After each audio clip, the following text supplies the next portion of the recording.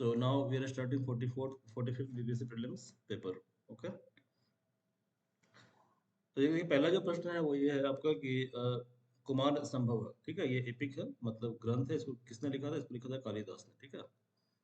तो Kumarasambhava was written by Kalidas, ठीक है। कौटिल्य का जो सर अर्थशास्त्र है, स्क्रीन अच्छा screen, I am sorry sorry.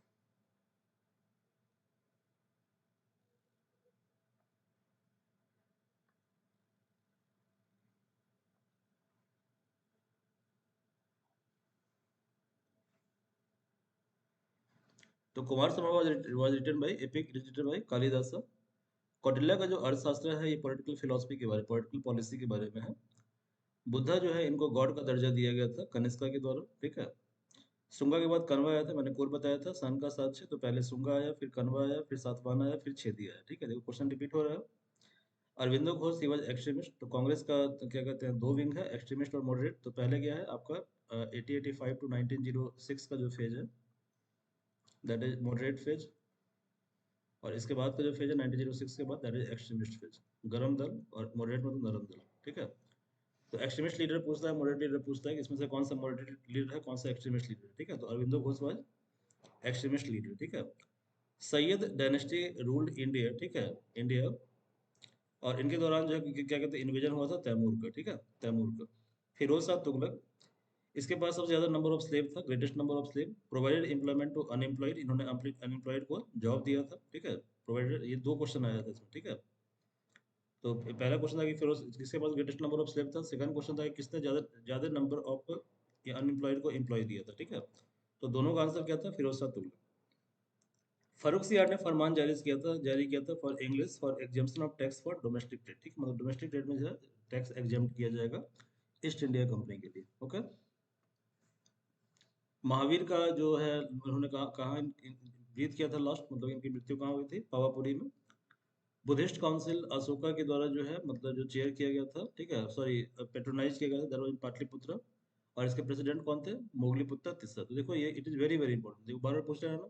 Buddhist council, Mahabodhi temple बोध गया में है, जहाँ पे बुद्धा ने को ज्ञान की प्राप्ति हुई थी, इनलाइटमेंट मिला था। मुंडा रिवॉल्ट कब हुआ था, 1890 से 1900 के बीच में हुआ था। Francisco de Francisco de Almeida, he was first Portuguese viceroy in India. Robert Clive को अपॉइंट किया गया था मोहम्मद रजा खान के द्वारा, ठीक है, क्या, डिप्टी दीवान ऑफ मुर्शिदाबाद, ठीक है। तो Robert Clive was appointed as deputy Diwan of Murshidabad by Mohammad Raza Khan. जब 1857 का रिवॉल्ट हो गया तो उसके बाद एक कमीशन बिठाया गया था, उस कमीशन का नाम था पिल कमीशन, ठीक है। तो Peel commission was associated with army reorganisation, ठीक है, against separation, sorry after separation of revolt 1857, ठीक है। तो यानी कि आर्मी रीऑर्गेनाइजेशन, यानी कि आर्मी क्या करना, रीऑर्गेनाइज करना। तो आपने पढ़ा होगा कि 1857 के बाद एक एक्ट आया था, गवर्नमेंट ऑफ इंडिया एक्ट 1858, ठीक है। इस एक्ट के तहत क्या हुआ था कि इंडियन का जो मतलब पार्टिसिपेशन है उसको कम कर दिया गया था। जिसका नेशनलिस्ट बैकग्राउंड है उसको बोला कि उसको ब्रिटिश आर्मी में उसका रिक्रूटमेंट पे कर्व लगाया गया था, ठीक है। और इसके अलावा जो नंबर ऑफ यूरोपियन है उसके अंदर क्या कहते हैं, अब इंडियन सबऑर्डिनेट और जो नंबर ऑफ यूरोपियन उसका हेड है, ठीक है, उसके बीच जो सैनिक का रेशियो होगा उसको कम कर दिया गया था, ठीक है, ताकि ज्यादा कंट्रोल किया जा सके आर्मी के ऊपर। और एक एक्ट भी आया था उस समय, इंडियन पुलिस एक्ट 1861 आया था, ठीक है। तो यानी कि बहुत सारा रिफॉर्म लाया गया था। तो Peel commission was related to associated, sorry, with army reorganisation. कौन है इतना लेट से आ रहा है भाई, टाइम पे आया करो भाई, इतना लेट से क्यों आते हो, हाँ? चलो। वाईफाई चुरा के आए सर, नेट खत्म, नेट नहीं चल रहा था। बताओ, तुम सिविल सर्वेंट बनोगे और चोरी कर रहे हो, पहले ही करप्शन। खैर, कुका मूवमेंट, ठीक है, कुका मूवमेंट जो है, ठीक है, उसके लीडर कौन थे, गुरु राम सिंह पंजाब, ठीक है। Surendra Nath Banerjee, he was founder of Indian association, ठीक है। उधम सिंह ने मार दिया था किसको, जनरल डायर को मारा था, ठीक है। Quit India movement was led by Gandhi ji ने नारा दिया था during quit India movement, do or die, करो या मरो।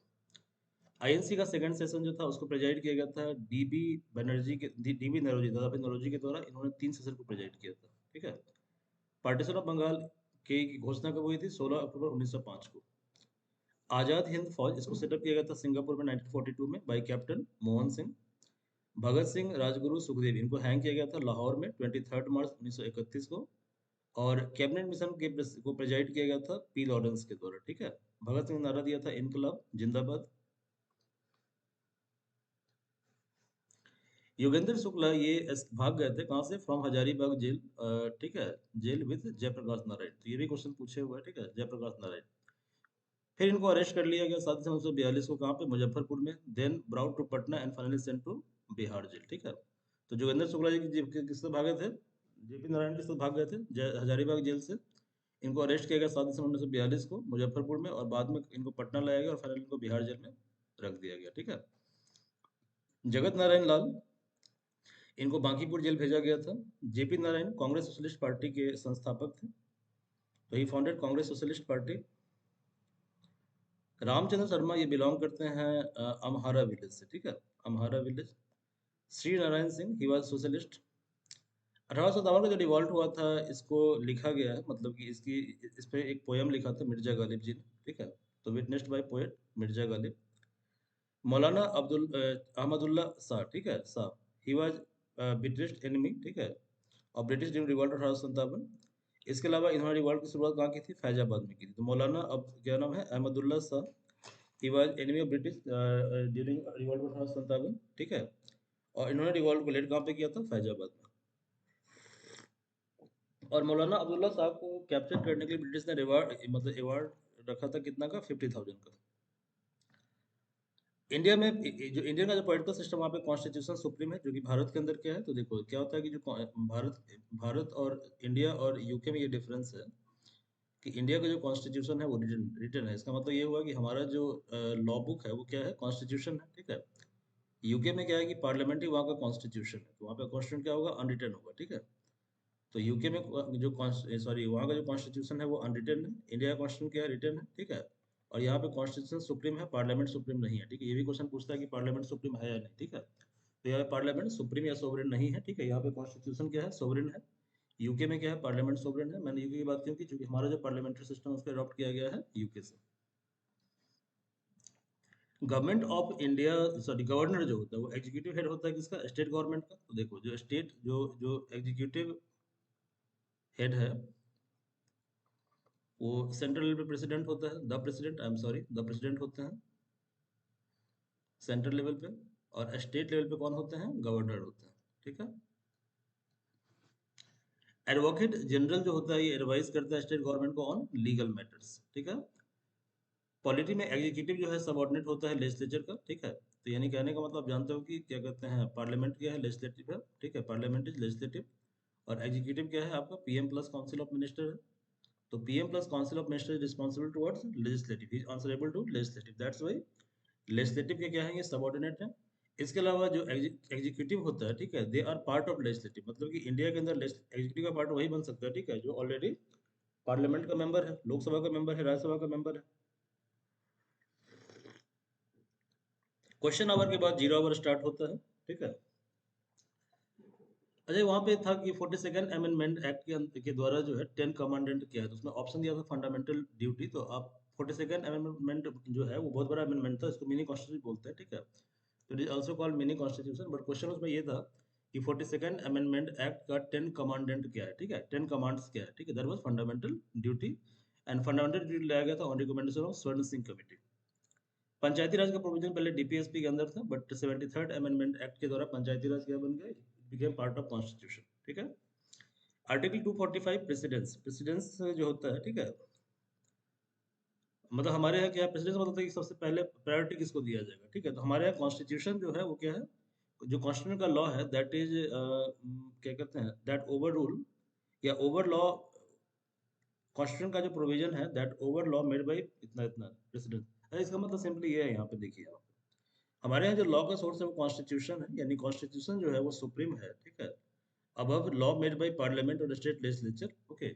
यानी कि कॉन्स्टिट्यूशन का प्रेसिडेंस होगा हमेशा, ठीक है, over law made by parliament और स्टेट लेजिस्लेचर। यानी मान लीजिए फॉर एग्जांपल हमारे क्वेश्चन में ये मेंशन है, ठीक है, कि you can't make law to null and void fundamental right, okay.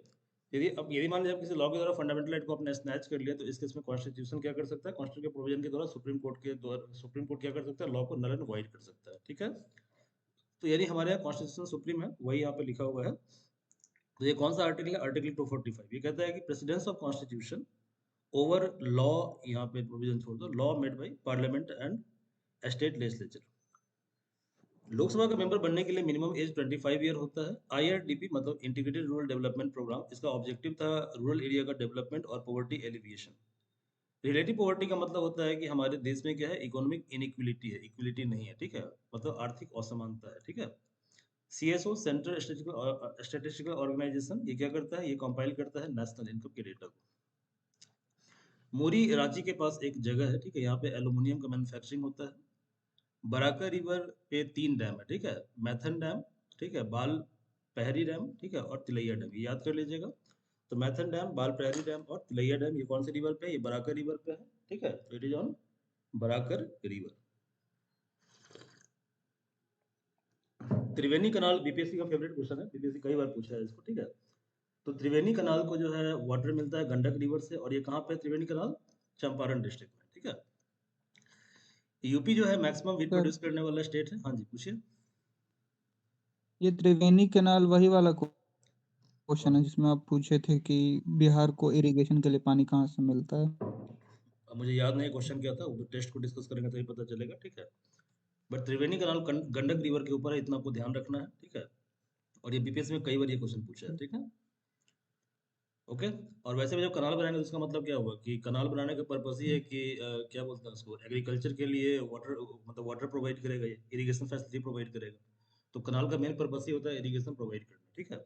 तो जहाँ पे है चंपारण, उसके आसपास के एरिया में क्या होगा, इरिगेशन मिलेगा। बट पूरे बिहार के लिए है या नहीं, वो क्वेश्चन देकर हम बताएंगे क्वेश्चन क्या है, किस कंटेक्स्ट में पूछा गया, ठीक है। लक्षद्वीप के अंदर 37 आइलैंड है, ठीक। ओके। हुंड्रू फॉल ये रांची में है, स्वर्णरेखा रिवर के ऊपर। स्वर्णरेखा रिवर कहाँ बहती है? जमशेदपुर में बहती है, ठीक है। ओके। ग्राउंड नट मूंगफली, ये क्रॉप कहाँ का क्रॉप है? ड्राई लैंड का है, ठीक है। District covered by rotation of earth, sorry distance है, ठीक है, distance covered by rotation of earth in 1 minute, that is 28 kilometre. तो आप इसको आराम से निकाल सकते हैं। कैसे निकाल सकते हैं? तो देखो इसमें एक न्यूमेरिकल था वैसे, ठीक है। तो अर्थ क्या करता है, 24 आवर में जो है एक बार घूम जाता है, ठीक है। तो तुम देख लो एक बार में घूमेगा तो उसका मतलब डिस्टेंस कितना ट्रेवल करेगा? 2 पाई आर। अब अर्थ का रेडियस कितना है तुमको पता है? अर्थ का रेडियस कितना है बताओ? कितना अर्थ का रेडियस है? 6370, तो अप्रोक्सीमेटली इसकी 640 400 किलोमीटर। किलोमीटर ले लो, तो इसको मीटर में कन्वर्ट कर दो। तो 24 आवर में जो है डिस्टेंस कितना है तुम्हारा? 2 पाई आर। तो निकाल लो, क्या कहते हैं, 1 आवर का मतलब कितना हुआ, या 24 आवर का मतलब 24 × 60 मिनट, तो 2 पाई आर। तो 1 मिनट में कितना होगा, निकाल लो, 2 पाई आर/24/60, जो वैल्यू आएगा वही आंसर हो जाएगा। तो 28 किलोमीटर निकाल के आता है। रट लीजिए सब डाटा को, एग्जाम में तो टाइम नहीं रहता, ठीक है। देखो हाईएस्ट पीक जो होता है वो यंग फोल्ड माउंटेन में होता है। तो वर्ल्ड का यंग फोल्ड माउंटेन कहाँ कहाँ है बताइए जरा मुझे फर्स्टली, कहाँ कहाँ पे है? Alps Andes. हाँ, एल्प्स कहाँ पे है? एल्प्स है आपको यूरोप में, ठीक है। दूसरा कहाँ पे है? Alps Andes, Andes Rockies Andes and कहाँ हिमालय। पे है? एंडीज साउथ अमेरिका में है। रॉकी कहाँ पे है? नॉर्थ अमेरिका में। और हिमालय कहाँ पे है? इंडिया में, ठीक है। तो ये चारों क्या है, वर्ल्ड का यंगफॉल माउंटेन है, और इसका जो पीक है वो हाईएस्ट है, ठीक है। तो इन चारों का पीक जो है, चारों के पास हाईएस्ट माउंटेन पीक है। बिहार का जो मेन फूड ग्रेन है वो राइस, व्हीट और मेज है, ठीक है, यानी चावल, गेहूं और मक्का। बिहार का मतलब होता है बुद्धिस्ट मोनेस्ट्री। मोनेस्ट्री का मतलब होता है कि जहाँ पर संत लोग रहते हैं उसको बोलते हैं मोनेस्ट्री, ठहराव का जगह, ठीक है, विहार। ओके, तो विहार मतलब ठहराव का जगह, ठीक है, मोनेस्ट्री। बिहार का जो पॉपुलेशन है 2011 सेंसस के अकॉर्डिंग, वो देश के पॉपुलेशन का 8.60% है। बिहार में नेशनल हाईवे का लेंथ 2018 तक कितना था? 8898 किलोमीटर था। करंट से अपडेट कर लीजिएगा 2022 में कितना है, ठीक है। आयरन और सिंहभूम से हम लाते हैं। पंचायत के अंदर क्या होता है, 3 टायर सिस्टम होता है। तो ग्राम पंचायत विलेज लेवल पे होता है, पंचायत समिति ब्लॉक लेवल पे होता है, और जिला परिषद लेवल पे, जिला परिषद डिस्ट्रिक्ट लेवल पे होता है, ठीक है। तो डिस्ट्रिक्ट लेवल पे आपका जिला परिषद हो गया, ब्लॉक लेवल पे आपका क्या हो गया, पंचायत समिति, और लोकल विलेज लेवल पे क्या हो गया, ग्राम पंचायत, ठीक है। सतलज जो है वो, सतलज जो है ये आपको सतलज भाखड़ा नांगल डैम, ओके। अच्छा, भाखड़ा नांगल डैम ये सतलज रिवर के ऊपर है, ये पंजाब में है, ठीक है, पंजाब और हिमाचल प्रदेश में। जो स्पाइनल कोड है, स्पाइनल कोड मतलब कि आपका जो रीढ़ का हड्डी होता है उसमें 31 पेयर ऑफ नर्व होता है। और जो सेरिब्रेलम है, मतलब ये ब्रेन का एक हिस्सा है सेरिब्रेलम, ठीक है। ये governing centre of reflex action, आपकी बॉडी का जब मूवमेंट होता है, हाथ वाथ घुमाते हो आप, ठीक है, रिफ्लेक्स एक्शन जो भी करते हो, ठीक है, तो उसके रिस्पॉन्सिबल कौन है? आपका सेरिब्रेलम। ओके। सल्फर हेक्साफ्लोराइड, इसका शेप होता है ऑक्टाहेड्रल। गैलीलियो ने डिस्कवर किया था टेलीस्कोप को। टीएसएच का फुल फॉर्म होता है थायराइड स्टिमुलेटिंग हार्मोन, ठीक है। तो थायराइड स्टिमुलेटिंग हार्मोन जो है ये स्टिमुलेट होता है थायराइड ग्लैंड से, ओके, और ये सीक्रेट करता है थायरॉक्सिन को। ओविडक्ट यहाँ पे फर्टिलाइजेशन होता है, ठीक है। मोमेंटम का मतलब क्या होता है, मास इनटू वेलोसिटी, तो P equal to m into v। Force F equal to ma होता है। वेक्टर क्या क्या है, तो एग्जांपल इसमें कुछ दिया हुआ था, तो उसमें राइट ऑप्शन था डिस्प्लेसमेंट, वेलोसिटी और force. 1 kilometre equal to 1000 metre होता है। इलेक्ट्रॉनिक कॉन्फ़िगरेशन पूछा था किसी एलिमेंट का जिसका कितना 2882 है, तो कितना कौन सा एलिमेंट है बताओ जरा। 8 2 10 6 16, 16 किसका होगा जी, ऑक्सीजन का। नहीं सर। 16 की 18 है, कितना है ये? 10 10 10 20 है ना जी, 20 सल्फर है। होता है सर शायद। नहीं ये सल्फर नहीं, कौन 20 है ना ये। 20 है सर। 20 है, देख लो कहाँ कहाँ पे कौन सा एलिमेंट होगा, किसका होगा 20। कैल्शियम होगा सर, कैल्शियम होगा। कैल्शियम का 20 है, कैल्शियम। कैल्शियम का कैल 20 है। कैल्शियम का 20 और 40 है, ठीक है। इसका कैल्शियम इलेक्ट्रॉनिक होगा। कॉन्फ़िगरेशन होगा हाँ सल्फर का 20 2882, होगा, पोटेशियम जो कैल्शियम है। ठीक है। ओके, जो ऑक्साइड होता है ग्रुप 3 और ग्रुप 4 का, ठीक है। पीरियडिक टेबल में ग्रुप 3 और 4 एलिमेंट होता है, ठीक है। तो ग्रुप 3 का होता है एसिडिक और ग्रुप 4 का होता है बेसिक, ठीक है। तो oxide of group 3 element are acidic and oxide of group 4 element are basic. Beta particle negative होता है। आप जानते हो कि रेडियो एक्टिविटी में 3 पार्टिकल निकलता है, अल्फा बीटा गामा। अल्फा क्या होता है, पॉजिटिव होता है। बीटा क्या होता है, नेगेटिव होता है। गामा क्या होता है, न्यूट्रल होता है, जीरो चार्ज होता है। वेवलेंथ जो होता है ये distance between crest and trough होता है। तो जैसे मान लीजिए कि ये आपका इस तरह का डायग्राम है, तो ये आपका क्रेस्ट हो गया और दिस इज योर ट्रफ। इसके बीच का डिस्टेंस जो है वो आपका वेवलेंथ है, ठीक है, that is wavelength. Okay, election commission recognise करता है पॉलिटिकल पार्टी को। फंडामेंटल ड्यूटी 11 होते हैं, आप पढ़ लीजिएगा, ठीक है। 42nd अमेंडमेंट एक्ट द्वारा लाया गया था और स्वर्ण सिंह कमेटी ने रिकमेंड किया था। पिग्मी कहाँ रहते हैं, कॉन्गो में रहते हैं। और कंज्यूमर राइट डे मार्च 15 को मनाते हैं हम लोग, ओके। फूमी होतो ये अभी जापान के क्राउन प्रिंस हैं। और अरुण कुमार मिश्रा जी चेयरमैन है एनएचआरसी के। तो एनएचआरसी के चेयरमैन अभी करेंटली हैं अरुण कुमार मिश्रा जी, ठीक है। ओके।